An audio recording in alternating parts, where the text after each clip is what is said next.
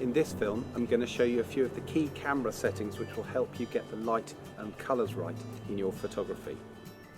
I'm illustrating these on an SLR, but you should be able to change these settings on all cameras, whether it's a compact or a phone.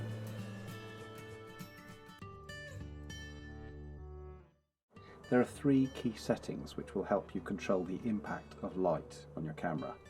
The first one is the white balance, which is this WB button here. It might be in different places on different cameras, and this controls the warmth or the coolness of your colours. Your camera has to work out what lighting conditions you're photographing under, and at the moment it's set into auto white balance, but if I change that I can, and thankfully it shows you the symbols: sunshine, shade, cloudy, household light bulb, fluorescent. Rather than leaving it on auto, which is often not accurate enough, particularly if you're photographing lots of green scenes like woodlands and meadows, turn it onto the white balance that's appropriate for the day, which might be sunny, or perhaps it might be the cloudy. And if you set it to the cloudy, suddenly you'll see a lot nicer colours. The second setting is the lighting optimizer here. Auto delighting, intelligent lighting, lighting optimizer, depends which camera you have. This controls the contrast in a scene. On bright sunny days it's really difficult for your camera to deal with the difference in the light bits and the shady bits, and so the lighting optimizer, you have it. If I go into the menu here, I can control it. Sometimes I might want it turned off if I was photographing shadows, but if I'm photographing on a bright sunny day, then I want to set it to high.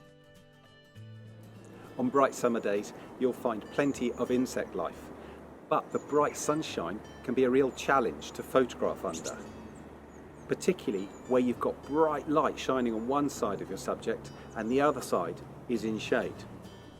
A simple solution is to use a reflector like this, or you could use one of those shiny cake boards, a shiny piece of white card, white paper, or even tin foil that you crumpled up and then opened out to bounce the light onto the shady side, which helps to even out the lighting throughout the picture.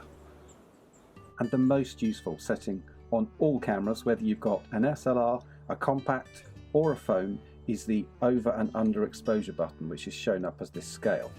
Normally I would have that set at 0. My camera tries to give me a correctly exposed image, whatever I'm doing. But if I'm photographing something that is light or dark, or is against a light or dark background, my camera might get the exposure wrong. The best example in nature is a bird in a tree or against the bright white sky. So your camera sees lots of bright sky and small bird, and what it does is it tries to darken the picture, and I end up having a silhouette of my bird.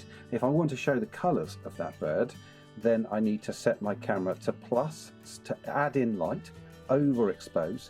For a bird against a bright sky, it's about +2.